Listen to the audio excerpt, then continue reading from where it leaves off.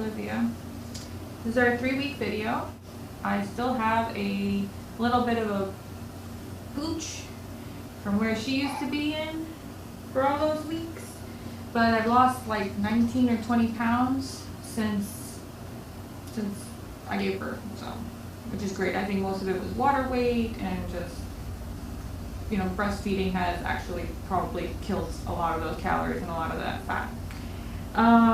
And actually, contrary to what you might have heard, you don't have to eat extra when you're, you know, for the breastfeeding, because the fat that your body has stored in your thighs, in your butt, everywhere, is the fat, is the calories, is the energy for producing the breast milk. So don't overeat.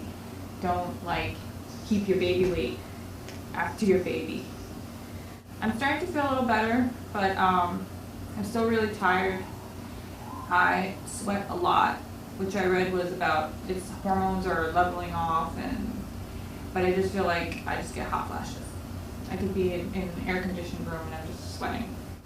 I love my Bassinest, my Halo Bassinest. It like allows you to have the baby in the bed with you. I don't know if you can see that it glides right on top of your bed, and it can swivel right out so that you can get out of bed really easily without having to, you know, move the baby. And I love that it's got this mesh. It's like a see-through mesh, so you can see the baby. It's breathable material, so you know the baby's getting good air circulation in there. It's not like in danger of any like suffocation. It's very simple inside, nothing extra, just a very simple mattress pad in there, and it's got these pockets on the sides to hold stuff, which is great for me in the middle of the night to put some bottles in or some burping cloths. And since she's right on the bed, right next to my pillow, basically, it's great. I'm gonna put her in there so you can see. Here she goes. Oh, there you go. And as you can see, she's in there. I can see her.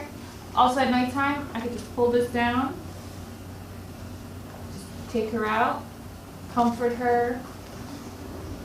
I love it.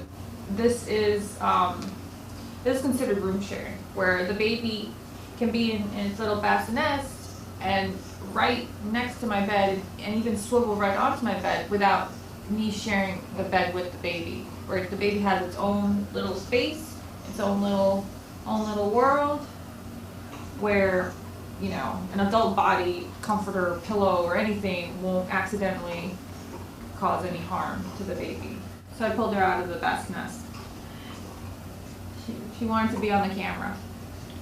So I've done some research. Like I said last week, I like to do a little of my own research, see what the facts are. I mean, my mom tells me something, my friends tell me another thing.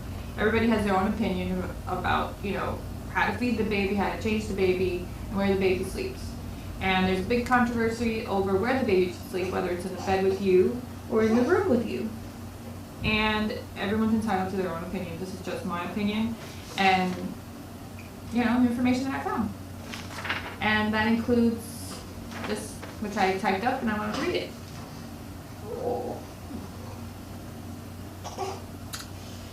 So, it says a baby's risk to die is up to 40 times greater while sleeping in an adult bed rather than a safe crib. That's insane. The safest place for your baby to sleep for at least the first 6 months is near your bed in his or her own separate space. That should be obvious to anyone. You don't want to put the baby at risk by having all these like huge pieces of like comforters and pillows and sheets and stuff accidentally covering the baby's face, or just, you know.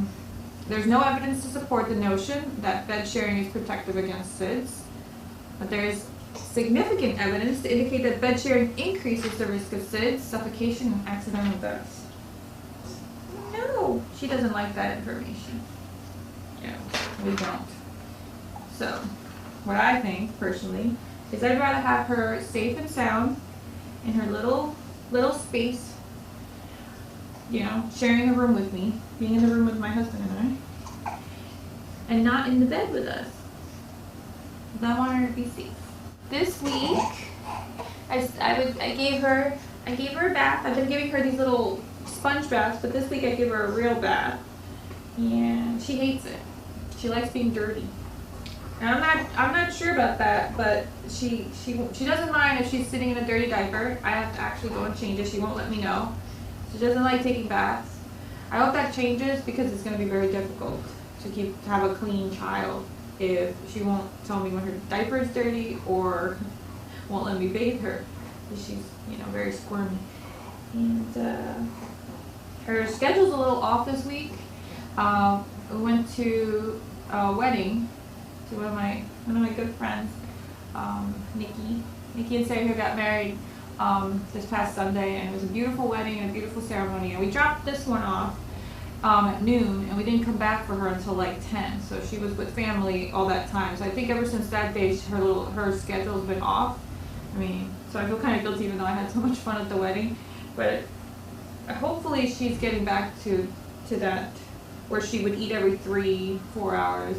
Now she's like eating every 1 or 2 hours, hopefully 3. I hardly sleep, but I'm not complaining. I love it. If you want more information, just visit the First Candle website. Also, to follow Olivia's little journey every week, you can subscribe to this channel. I hope you guys have a great week, and we'll see you soon. Bye. Hi everyone, it's Andrea again, and Olivia. This is our 3-week video. I still have a little bit of a pooch from where she used to be in for all those weeks, but I've lost like 19 or 20 pounds since I gave birth, so, which is great. I think most of it was water weight and just, breastfeeding has actually probably killed a lot of those calories and a lot of that fat. And actually, contrary to what you might have heard, you don't have to eat extra when you're, for the breastfeeding.